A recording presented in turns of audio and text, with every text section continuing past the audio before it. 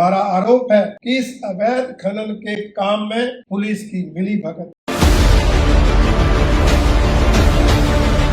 इन विभागों के अधिकारियों की मिलीभगत है। जिन विभागों का काम है इस तरह के अवैध कृत्यों को रोक, इन विभागों के अधिकारी अपनी जिम्मेवारी न निभाकर सरकार के कर्णधारों के दबाव में आकर इस तरह के अवैध धंधों को अंजाम दे रहे हैं, जिसकी भारतीय जनता पार्टी कड़ी निंदा है। मैं आज कहना चाहता हूँ कि जिस स्तर पर अवैध खनन हो रहा है वो दिन दूर नहीं कि आज आपदा मंडी और कुल्लू में आई है, कल को ऐसी आपदाएं हमारे क्षेत्र में भी आ जाए। हमारी खनिज संपत्ति को दूसरे प्रदेश में ले जाकर बेचा जा रहा है, अन्यथा भारतीय जनता पार्टी इस मुद्दे को लेकर आंदोलन भी करेगी। दूसरा, आपदा को शरेआम न्योता दिया जा रहा है और मैं विधानसभा के अंदर भी इस मुद्दे को उठाऊंगा।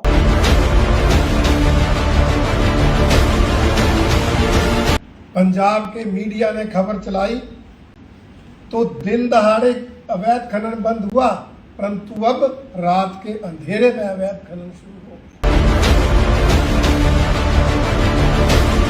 हिमाचल प्रदेश में माफिया राज पनप रहा है, निरंतर माफिया की सक्रियता बढ़ रही है और हर तरह के माफिया ने सरकार में अपना शिकंजा बढ़ाया है। बात चाहे वन माफिया की हो, बात चाहे चंबा में हुए अवैध वन कटान की हो, चाहे सिरमौर में अवैध रूप से वन कटान की हो, और चाहे धर्मपुर मंडी के अंदर जहां पर अवैध कटान तो होता ही था, अवैध डिपू तक खुल गए और प्रदेश के अनेक जब प्रदेश सरकार ने महसूस किया तो जो कटान के लाइसेंस दिए थे उसको रद्द करने की बात की, परंतु तब तक प्रदेश के जंगल तबाह हो चुके थे। कैसे रातों रात गगरेट से 50-50 गाड़ियां निकलती थी, आपने मीडिया के माध्यम से पढ़ा। कैसे मंडी, सिरमौर, चंबा, शिमला सब जिलों से अवैध कटान की खबरें आती रही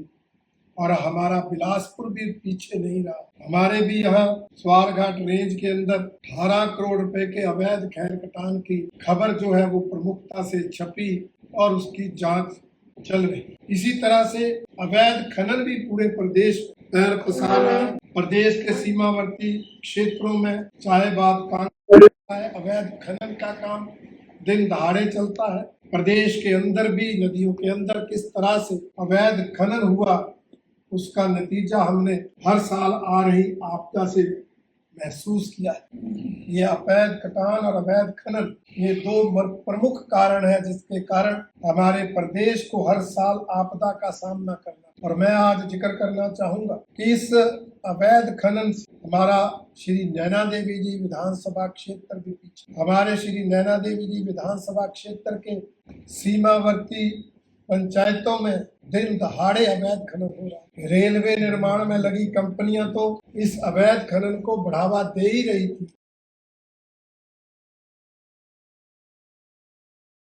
अन्य स्थानों पर भी अवैध खनन सरेआम हो रहा है, दिन दहाड़े हो रहा है। लोगों द्वारा पुलिस को सूचना देने के बाद भी कोई कार्रवाई, यहाँ तक कि अवैध खनन सरकारी जमीन पर होता है, इसलिए वन विभाग के अधिकारियों को भी शिकायत करने पर कोई कार्रवाई। माइनिंग विभाग के अधिकारियों को भी शिकायत करके लोगों ने देख ली, कोई कार्रवाई नहीं। पंजाब के मीडिया ने खबर चलाई तो दिन दहाड़े अवैध खनन बंद हुआ, परंतु अब रात के अंधेरे में अवैध खनन। हमारा आरोप है कि इस अवैध खनन के काम में पुलिस की मिलीभगत, इन विभागों के अधिकारियों की मिलीभगत है। जिन विभागों का काम है कि इस तरह के अवैध कृत्यों को रोक, इन विभागों के अधिकारी अपनी जिम्मेवारी न निभाकर सरकार के कर्णधारों के दबाव में आकर इस तरह के अवैध धंधों को अंजाम दे रहे हैं, जिसकी भारतीय जनता पार्टी कड़ी निंदा करती है।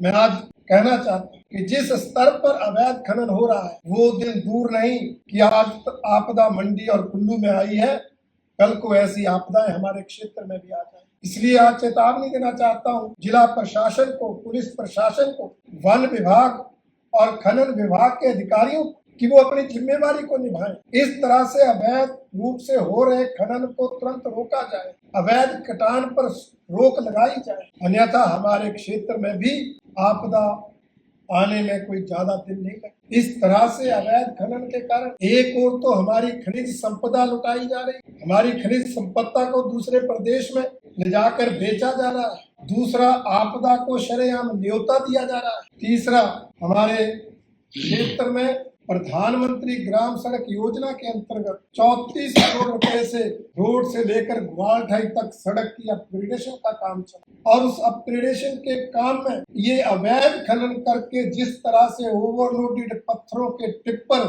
उस सड़क पर से गुजरते हैं, उस नई बन रही सड़क को भी जो है वो नुकसान पहुंचाया जा रहा है। करोड़ों रुपए खर्च करके जो केंद्र से धनराशि आई, उस सड़क का जो अपग्रेडेशन का काम है वो भी इस अवैध खनन के धंधे से प्रभावित। परंतु सरकार के कर्णधार इस अवैध धंधे में लगे लोगों को पूर्ण रूप से संरक्षण दे। कोई सरकारी अधिकारी कार्रवाई करना भी चाहता है तो उस पर दबाव बनाया जाता है। मैं आज इस प्रेस वार्ता के माध्यम से चेतावनी देना चाहता हूँ कि इस अवैध खनन को, अवैध कटान और अवैध धंधों के काम को तुरंत बंद किया जाए, अन्यथा भारतीय जनता पार्टी इस मुद्दे को लेकर आंदोलन भी करेगी और मैं विधानसभा के अंदर भी इस मुद्दे को उठाऊंगा कि किस तरह से सरकारी कर्णधारों के संरक्षण में अवैध खनन हो रहा है, प्रदेश की खनिज संपदा को लुटाया जा रहा है, प्रदेश में आपदा को न्योता दिया जा रहा है और किस तरह से हमारी नई बन रही सड़कों को नुकसान पहुंचाया जाए। इसलिए मेरा आप सबसे आग्रह है कि हम इस तरह के जो समाचार हमारे पास आए उनको प्रमुखता से हम छापें ताकि इस तरह से अवैध काम करने वाले लोगों पर नकेल कसी जा सके।